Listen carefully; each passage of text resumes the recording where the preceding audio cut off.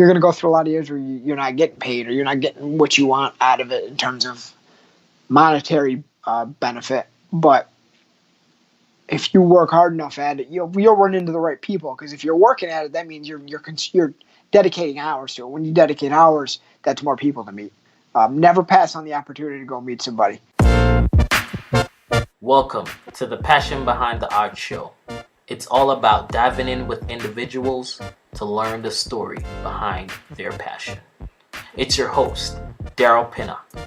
All right, I'm super excited to have RJ Santillo on the Passion Behind the Art Show. I've been listening to him. This is the first time seeing him face to face, but listening to him on one of my favorite shows, the Michael K. Show. RJ, thank you for joining, bro. Oh, no doubt, Daryl. Thanks for having me, man. All right, so let's jump right into it. How did RJ's journey start into radio? I'll give you the short version. I guess when I was in high school, a lot of people have to do those projects where the teacher is like, what are you going to do with the rest of your life? So that was junior year for me. And I was like sports. I played sports. But when it came to a career, I never thought about it. And I realized I wanted to be in sports, but I wouldn't actually be able to play the sports because I suck too much. So I was like, well, how do I keep doing stuff around sports if I can't play? And so eventually I got in touch with, one of the local radio guys and went to college, and this was the only thing I ever wanted to do.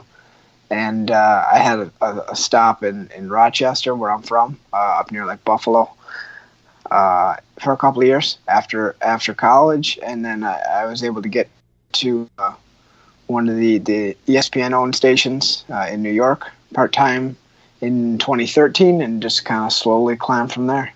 Okay, cool. So, can you go back and see what caused you to want to do radio? Because there's a lot of parts to sports industry. So why radio? It's a good question. When I was in college, I did do some TV. I did TV for 3 years. Not as in depth as radio, and I also did some writing. I love writing. Obviously, TV's more well known, but if I had to choose one thing that I prefer doing or I think I'm better at, it'd probably be writing. But I enjoy doing it. When I was in college, I always enjoyed writing a paper over taking a test, because I felt like writing a paper, you control your own destiny more, I guess, if you will. But I did some of that, but I just figured out that I liked working with other people. So that would, writing is tough.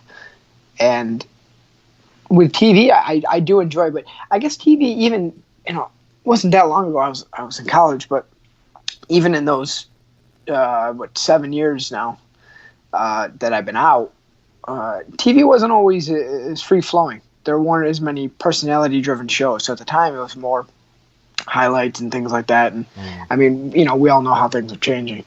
Right. But I like the personality of radio. I like the access you get to people.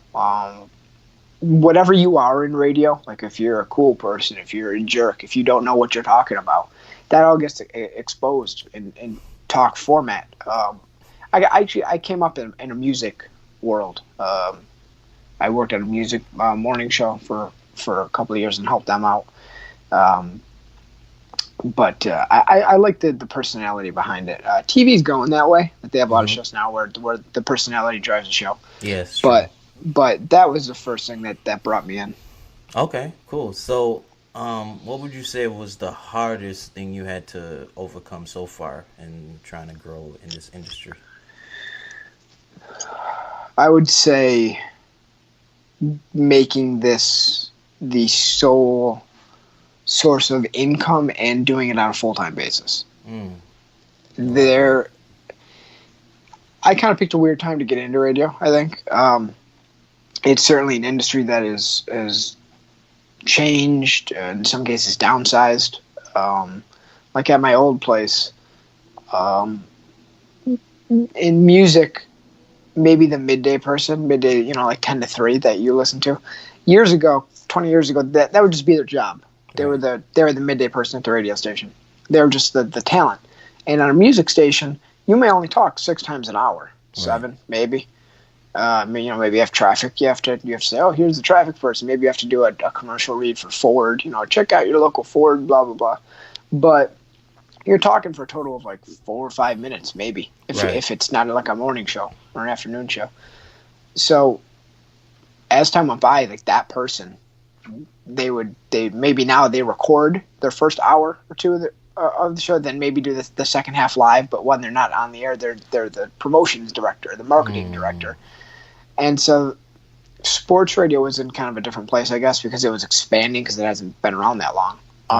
Not as nearly long as music stations, but it was definitely going through kind of a downsizing in the music world. But the sports world and podcasting has grown because people now have access to the music, which that's a different kind of squeeze for the music industry. Right. I know a lot of these artists are that's why you see things like Apple Music and Tidal, things like that, starting to gain a foothold. It was tough to find a spot. It's like musical chairs; people don't give them up. So once you do find one, you try and take a stranglehold on it and just keep climbing and never give it back. Yeah, that's true. Especially where you have an established spot, like you don't want to give that thing up. Right. But it's funny. I never really thought about it, but now that you mention it, like especially sports radio as its independent thing, like it's really starting to blow up. Yeah, people are interested in the personality behind the sports now, like the guys that are telling you the sports or the women that are telling you the sports, not just highlights. And that's a new thing. I remember, kind of coming up, and sports radio has been around, especially in major markets like New York. Like you've had like a WFAN now for decades. Right. But a lot of cities are just getting sports radio for the first time in the last, 10, 12 years. Mm-hmm. And the people that deliver you that news with a certain personality, that's the interest level of that other people have taken in that is cool. Even something like fantasy football, like Matthew Berry.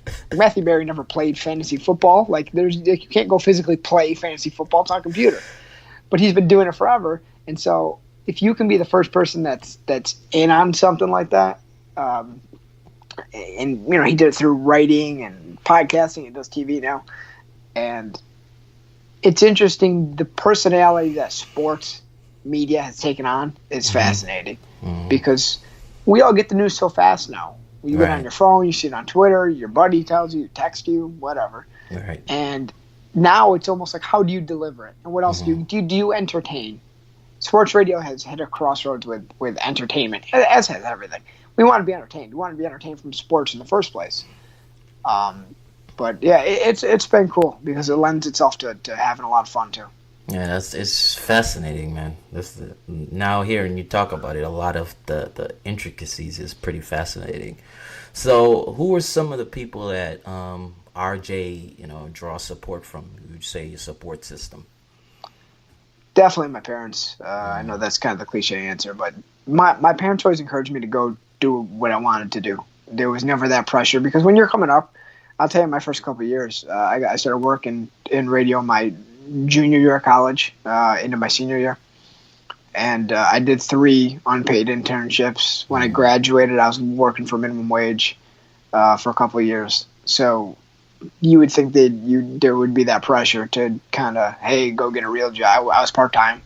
Go get a real job, go find something that'll get you benefits. And I would get it. I would get it if they did. But they stuck with me. And listen, it's a different kind of hustle, right? I was lucky enough where I didn't have real problems, and I have parents that support me, and there were no deaths in the family, and there were nobody was sick, thank God. So you kind of learn it's not life or death, it's a job. Right. You put a lot into it. You need that job to for the next 30 or 40 years, But my brother, I live with my brother now in New York, and a lot of friends along the way that check in, how's it's going. Even now, the people you meet here, my girlfriend now, Angela, my coworkers now are awesome. Like, I got a lot of people I can lean on. I try and collect people through different stages of life, high school, college.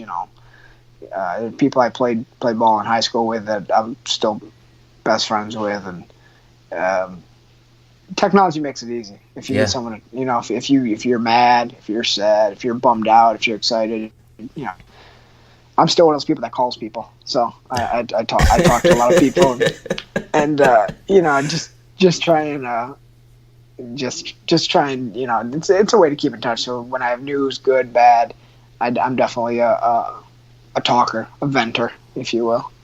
Makes sense. It makes sense. I like that term you said. You try to collect people along the way. I like that. Yeah, man. I remember moving schools when I was younger. You start over, you don't got no friends, right? And then you're like, man, this sucks. So when you meet some people, it's I try and hang on to them. But yeah, you gotta be a little lucky too, because you gotta meet people that have the same interest as you, and kind of look at life the same way. But it's fun when you meet people that don't. Different backgrounds, different cultures, from different places. It's that makes it interesting. Yes, indeed. I agree with that 100%. So, how did the connection to ESPN come on? How did you get onto that vehicle?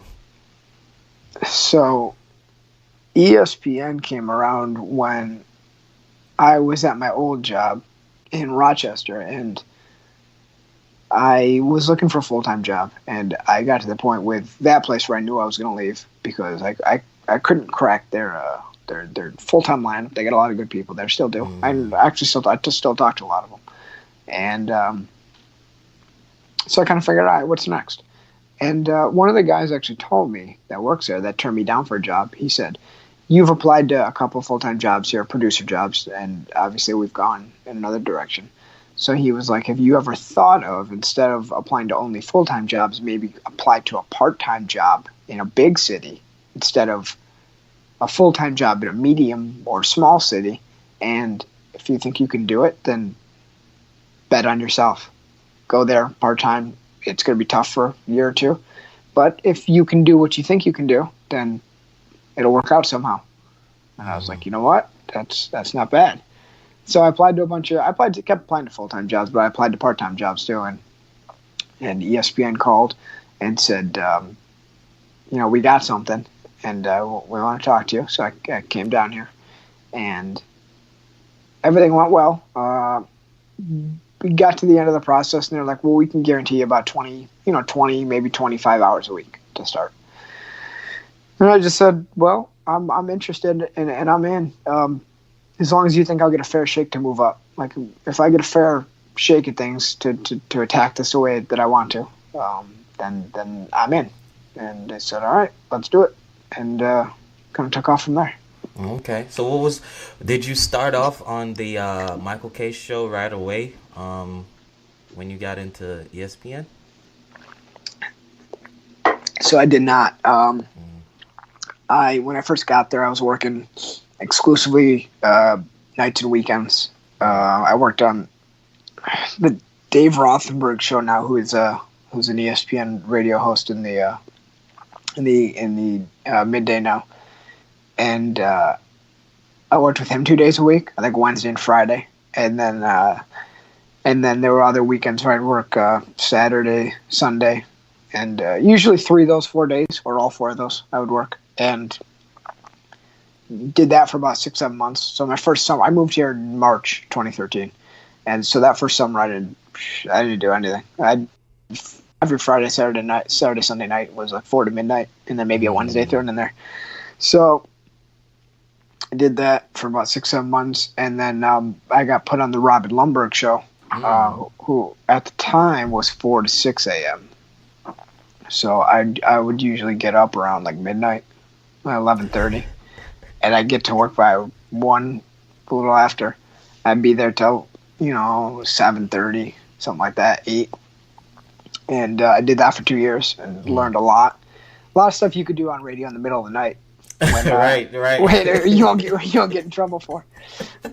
We had fun, man. We had fun. I still say that 2 to 3 a.m. is the most productive hour that I've ever had in my life, because the only people I would see in that 1 hour would be the cleaning guy and myself if I walk by a mirror, because there's nobody around. So it's just you, and you. That's when I found myself just finding new ideas, throwing stuff out there, because it's just you for that. And then Robin would come in and we'd talk about the show, and we'd start the show at 4.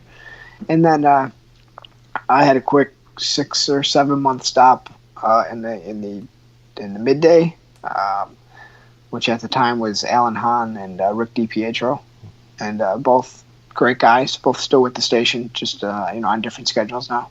And then after that, I got to the K show in April of 2015. I've been there ever since. Oh, nice. Nice. Maybe 2016. I'm sorry. Nice. So when you were with Dave Rothenberg's show, that was when he was in the evening, right? Yeah, it's a good memory. 7 to midnight. Yeah, he had a 5-hour show at that time, which is 5 hours is a long time. Yeah. Because when I first moved to Georgia, like I was missing sports terribly, and just New York sports in general. And I just somehow, because at that time, it was all accessible. I never thought about like not being able to have it when I was in New York. So when I left New York, I was just searching, how can I get to listen to New York radio, because I cannot find it in Georgia. And I downloaded the TuneIn app, and once I got wind of the whole lineup, I just kept on. Every day I would just listen from start to the end of day. So as the show switched, I would know like who was coming up next and all of that stuff. So that's how I even remember that Dave Rothenberg was on the evening show before he switched to morning. Well, thanks for listening. Appreciate that. Yeah, man. Till this day, I listen. I'll be at work laughing, and everybody like, "Why are you laughing?" I'm like, "I'm listening to the Michael K show." Like, how long does it take to prepare for like a show before you actually go live? I'll usually get in somewhere around 10. And Andrew, the other producer on the show, I'll run through stuff through him. He's the lead producer, so I'll get in, and I'll take that first hour, just kind of read stuff, get on social media, see what everybody's talking about, and then I'll, I have a few websites I hit and see what they're talking about, and you kind of look for trends. Some days it's easier than others. Like you come in the day after the Super Bowl, you're talking about the Super Bowl, and 90% of the days I don't like that. So you kind of figure out what you want to talk about, and then you almost want to make like a pie chart, like how much time do you want to spend talking about all this stuff before you drive people crazy. So after that, I will kind of look at our commercials, make sure everything's there. Sometimes we've got to move some stuff around, sometimes we've got to edit some stuff, sometimes some need some commercials, we have to have somebody voice it and make sure it's ready to go. And then there's a few other little things. I'll put on social media what guests we're going to have, and kind of get the ball rolling towards, actually, all right, here it comes. It's almost like a countdown. Like you're on the highway and you see like, in 8 miles, there's a rest stop. Like it just puts it on your radar. So I'll try and do some of that with all our social media if we have a guest coming up. And then the guys will come in and, we'll kind of go back and forth about what we want to talk about, how we want to attack it. And away we go.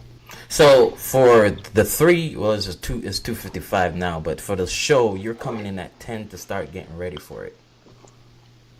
Yeah, somewhere around there. I mean, there's other stuff I do at the station. Okay, also. Cool. I mean, it's not solely reading every article at 10 o'clock for the Michael K show, but it's the job as a whole. Okay. It all kind of traces back. It all helps out somehow. But yeah, I'll get in by 10 usually every day, and start getting ready one way or another. Just, checking our mentions, the comments. I read everything. I don't respond to everything. Some stuff I even you have to delete if it's on like our Facebook page, just because things sometimes get out of hand. Yeah, I try and get back to everybody. Anyone that emails, I try and get back to. that's like your customer. If they thought enough to check out your show and reach out, Right. They say only 1% of your audience actually reaches out, whether by phone or Twitter or that's true. Facebook or Twitter or Twitter mentions or Instagram. So of those, these 1%, they thought enough to reach out. So if they have a question of any kind, I try and get back to them. But try and keep that kind of, if it's like on Facebook or in the mentions on Instagram, try and even if you like their comment, I remember I would call radio stations and stuff when I was a kid. So when they would answer, they would play that song you requested. Like that hooks you, that keeps you in. Nice. So are you the one that's handling the K show's social media for the most part, or is it like a joint venture? Yeah, Andrew and I both do it. Okay. But I would say I definitely make it a big part of my day. Okay. Makes sense. So when you got hired, like, did you know up front that you're gonna be doing stuff like ESPN and stuff like that, or is that something like just kind of comes to play? So that was, you mean like actually doing it? Oh, like when I fill in. Yeah. Oh, yes. ENN is so ENN for those who don't know, it's a fun segment we do. It's like the lighter news of the day that Peter Rosenberg usually does of ESPN / Hot 97 / WWE fame and stuff like that. More on the air. I used to think I wanted to do more on the air. I used to I had my own talk show in college, and I did some play-by-play for football, seen that. Basketball, stuff like that. In college, fresh out of college, and what I realized is sometimes what you want to do and sometimes what you're good at are different things. I was fine. I thought, I don't know how far I could have gone with it. I enjoyed being a talk show host, and I got to this point, and I realized that the behind the scenes, like the coaching, I better coach than player is the analogy I would use. Okay. And I didn't realize until somebody pushed me on it. Some of the production, some of this, some of that. They said, there are people that I was lucky enough would come up to me and said, you could be really good at this. And so I was like, well, I enjoy being a difference maker for, on this stage, because I don't think that I could necessarily be as good of a host as I can be a behind the scenes person. And I know hosting is what most people want to do. Hosting is what a lot of producers want to do, because that's the fun part. You're on the air, right? Mm-hmm.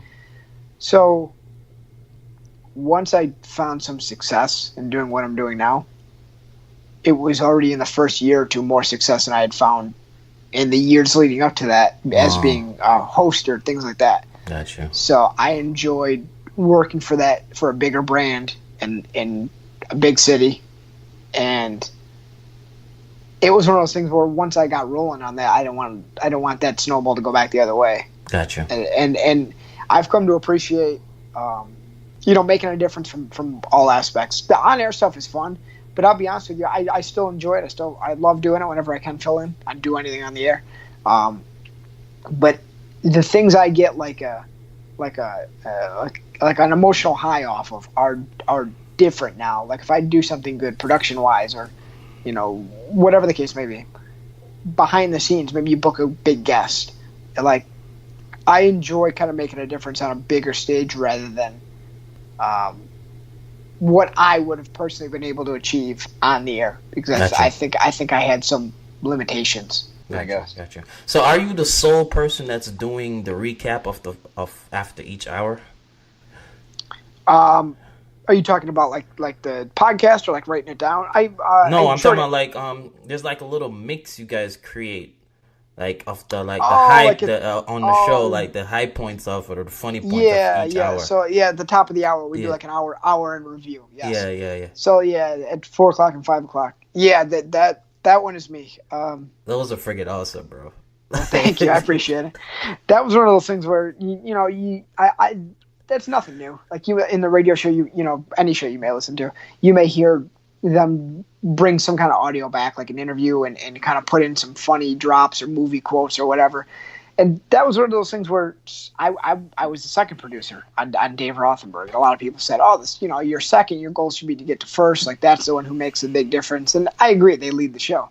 But I was like, you know what? You can make a difference from the second producer spot. Like you could still influence the show and have fun with it. So I started. That's how those started, and they've gotten a lot better since the Rothenberg days. If you heard those back then, those are rough. Well, I listened to some a while back, and I went up to Dave. I was like, "Why'd you let me do these? These are terrible." Like, this is your show. It sounds awful. But it's been cool to see those grow. People like those. It's all about entertaining. Right.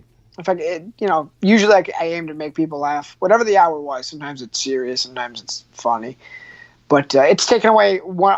They only get 60 minutes to make a difference every hour. So if I'm going to take a minute or less away to do those, I made sure they got to be top notch. Because if you're taking a minute away from the host, who people are there for, they better be good. Well, you guys are doing a great job, man. I mean, that show. Appreciate that. I love that show, man. And it's like the 5 of you guys are like just all different personalities and aspects of the show, which is pretty awesome. It's fun. It's the most fun I've ever had, and that's not hyperbolic at all. It's hard to believe that this group can come together in any walk of life, because even the age range, like I'm 28, and then you have Michael K, who's in his 50s, and then everybody else is in between. Don just turned 50, and Peter's 39 or something, and Andrew's 34. So I mean, we're covering all different walks of life. Like we're covering 3 decades almost. Right. So the fact that we can all sit around and talk, and we all have interest in the same stuff, and it's crazy. Oh man, it's awesome. So I don't know if you can recap or remember, like, what would you say was like the funniest or top 2 funniest moments on the show? Oh man, I would say my first summer, 2016. This dude from North Carolina called. This guy Ray, and Ray. So our show is simulcast on Yes, which is the Yankees TV network, and we will get people that call in that are just Yankees fans. Like they don't realize our show is actually a radio show that is on TV as opposed to a show that's put on by the Yes Network. So sometimes when we start talking about stuff other than the Yankees, people get mad. And I know that sounds crazy, but this guy Dre, who was in Carolina, he was a big Yankee fan, and he subscribed to the Yes Network on TV. So we're in New York, we're doing a talk show, a radio show about all kinds of stuff. And he was looking for a more so kind of straightforward, sit at the desk, tell me about the Yankees. And so Peter one day was eating ice cream. Peter's a different kind of spice for the show. And he's been awesome, and the show's not what it is without him. And he's eating ice cream. He's sitting there just eating ice cream.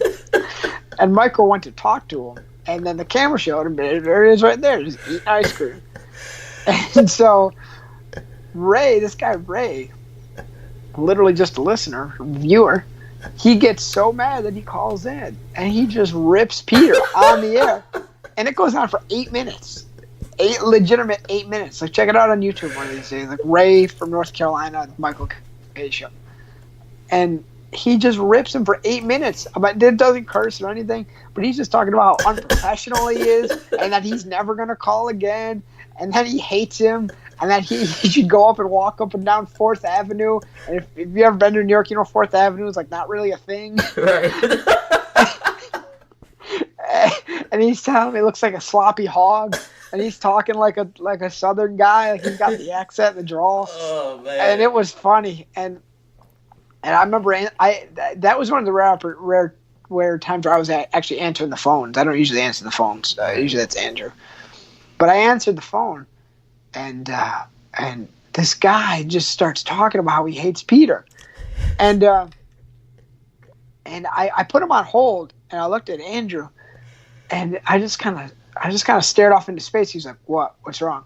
I was like, this guy really hates Peter. And he was like, you think it'll be funny? I was like, I don't know. It's either going to be funny or it's going to be really mean. He's like, you think we should take it? I was like, yeah, I think we should.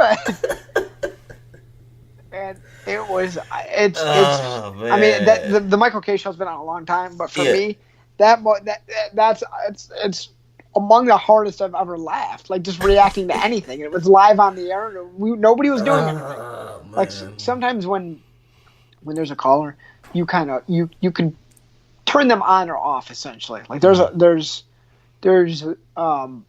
kind of a like a meter, if you will. Like, you can control their volume, whether you want them on the air or off the air.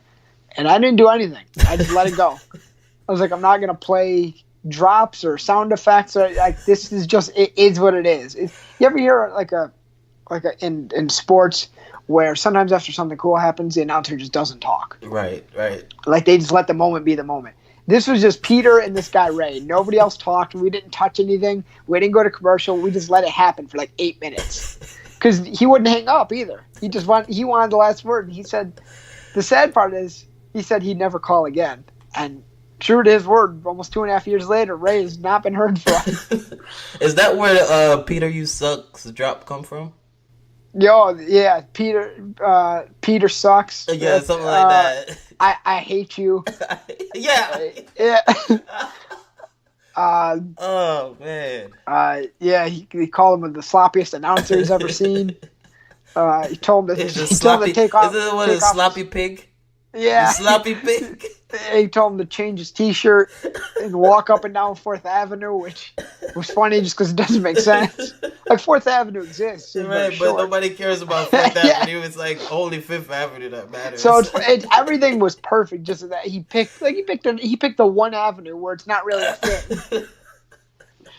It was we still talk about it. Oh man, yeah. It was actually the anniversary of it. I think 2 days ago. I saw the Yes Network tweet out. Yeah. So I think it's been 2 years. Wow, which is nuts. I totally agree.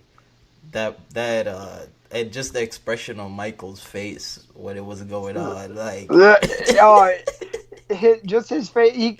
No one could believe it went on as long as it did. Like, people call him, they hate Peter because Peter's different than the typical. He's kind of representative of where sports media is going, and that he's into other stuff. You know, he has a hip hop show he's done for 10 years.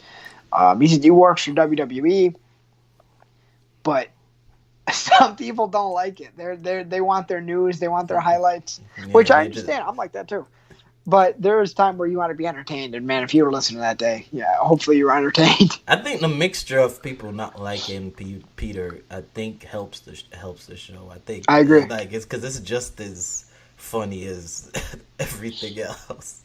Yeah, you want to make people laugh. That's the easiest way to connect with people and do what we do is make people laugh. All right. So as we're getting ready to wind down, like, what's that product or thing outside of the iPhone that, RJ holds close or feels like it can't do without? Like an actual physical thing? Yeah. Oh, man, I would say... that's a good question. I probably would say... I have I don't use it every day, but I have this staying with, I guess, with technology. I have this external hard drive that I say I have my life on. I go on there sometimes and I have stuff I edited in college, stuff I edited in my first job, stuff here. I have pictures. I have all my music on there. It's kind of my life in a little 4-inch by 2-inch hard drive, and I like to go on there just to kind of revisit different phases of life, whether it's professional, whether it's pictures, whether it's I have all my contacts backed up on there, so it's like you kind of realize how fast life changes, right? Year to year, month to month. If you don't, I never used to take as many pictures, videos, things like that, but I've learned that I'm glad that I do, and I go back on there and I check out, stuff from vacations, day trips, anything. People I ran into, maybe that time you went out to lunch with somebody that was in town. Because it's crazy how fast life starts to go, man. And it all changes. You don't realize how much your life changes, even month to month, year to year, until you kind of sit back and reflect on it. So, it's weird to have your life kind of defined by this is a little hard drive, but I make it a point to kind of take life with me wherever I go and just kind of keep it up to date that way. I like that. Any book recommendations? I tell you what, I don't read as much as I used to. I read, but it's a lot of articles and things online, and right. I'll be on Twitter, and that makes my train ride a lot faster. But it took me a while to what book I actually just read that was actually really good if you're a sports fan was Bruce Arians' book. It's called The Quarterback Whisperer, and it's cool. It's almost like Hard Knocks in writing. Okay. Because he doesn't hold back, and he talks about all the quarterbacks he worked with, Peyton Manning and Ben Roethlisberger, and I'm a big sports fan, so I'm reading Joe Torre's book now, which I started it when I was a kid, and then I never finished it, and I was like, I'm like halfway through, and I don't even remember half the stuff, because you're a kid, you're just trying to read the words as fast as possible to turn the page. Right. So I was like, let me start this over. So, but he talks about like Bruce Arians, how after every game, win or loss, he would have a little tailgate party in the parking lot. Like he'd have a trunk in his cooler with beer and soda and water and stuff like that. Like you would never think happens. And he talks about how he got to be where he is. And Bruce Arians is an interesting dude. He was coach of the Arizona Cardinals. He's the guy that wore those kangaroo hats. Right. And it's a good, easy, light read. And a lot of star power in it. Like Peyton Manning and Big Ben and all these guys he worked with. It's cool. Oh, that's pretty cool. All right, so what's next for RJ? I'll tell you what, man. I've asked myself that a lot through the years, but this is the first time where you never stop asking yourself that. You always want what's next. You always want the next cool thing. But man, I'm so lucky to be where I'm at. This is the first time I've really slowed down to really enjoy every single day going to work, doing what I do.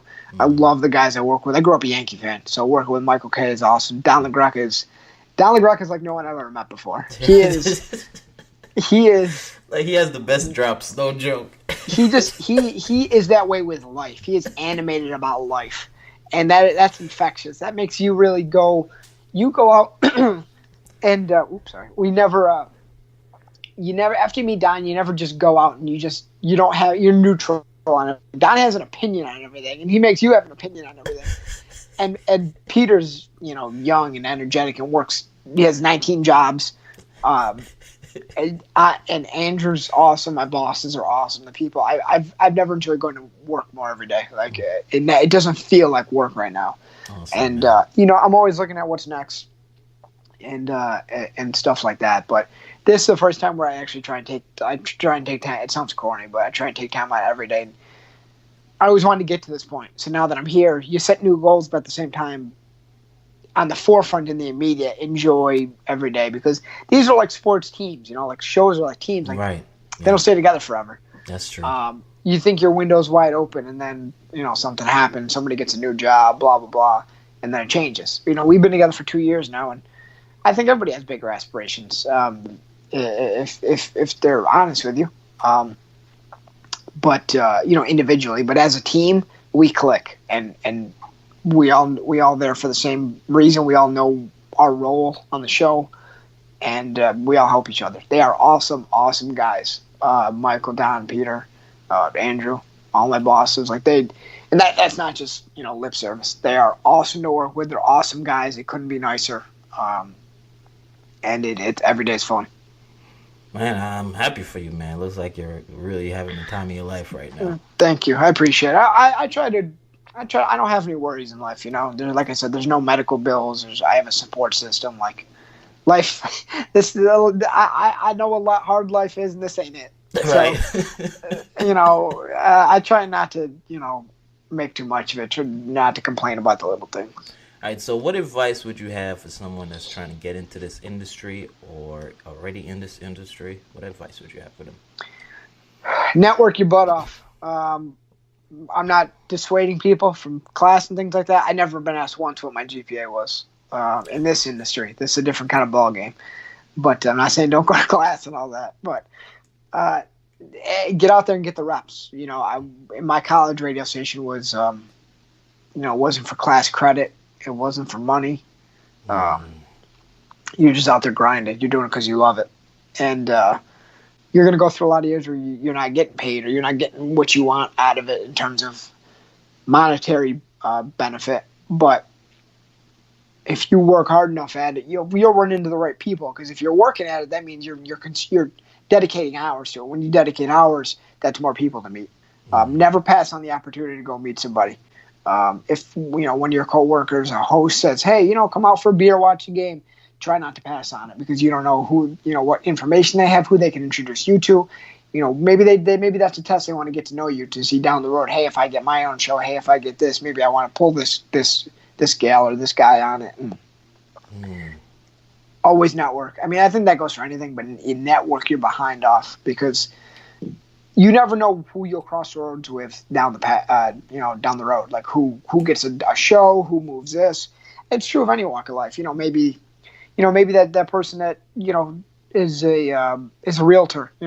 Sells houses. Maybe they go open up their own branch one day, and now they want to make you their quarterback. You're the person that's leading the charge, who's out there trying to make the first sale. So you never know down the road who's going to go out and what they're going to do. Like, surround yourself with good people, successful people. The people that are around me that are successful, I gravitate to them. I try and figure out what they're doing, why they do it.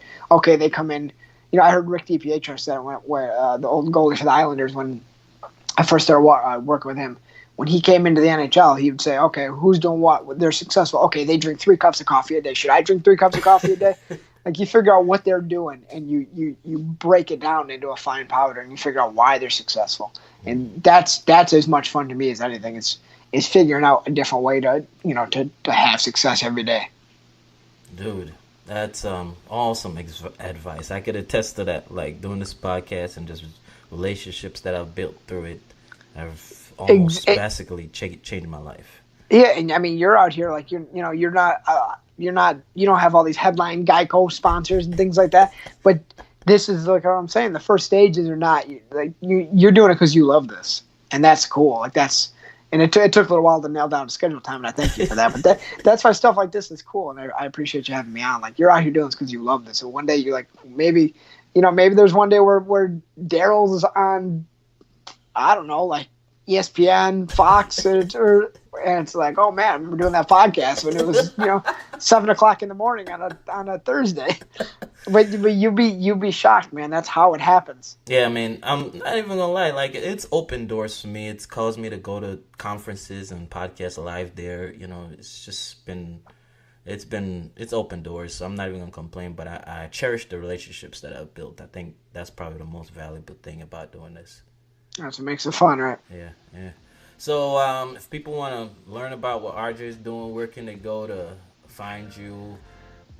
You can find me on any of the social media, and this is one of those cases where I made a handle that I never thought anybody would care about. My handle's radio_Randy, and there's 2 things about it. The underscore, I'm a self-admitted underscore hater. I think it makes things complicated. But I tried when I made a Twitter handle. I couldn't find all the stuff I wanted was taken. Like RJ, my name's just 2 letters. But RJ was taken. My actual full name is taken. RJ Santillo, and it's not me. So I was just like, you know what? I got to get something. And so, radio. Okay, I do radio. My first name, my first full name is Randall. So Randy short for that. So that's how Randy came about. My dad's Randy. I'm a junior. That's where the J comes from, my name. But eventually I just had to get something down. I had to get the ball rolling. I had to get a name. And so then I copied that over. But yeah, that's I'm a self-loathing promoter, I guess. And you could always hear his work on the Michael K Show, a well-known show. So you guys check it out. Hopefully you do. I appreciate it. Dude, thanks for doing this, man. This has been awesome. No doubt, man. Thanks for having me, and good luck with this. This was fun, man. Thank you so much for listening to this week's episode. I hope it brought you some value. I hope it brought you inspiration. I hope it made you laugh. I hope it was just a good, entertaining episode. Remember to go to iTunes and leave a review, subscribe. That really helps the podcast to grow on iTunes. It helps it to be featured and to just help the podcast to be more known to more people, that in turn more people can get helped.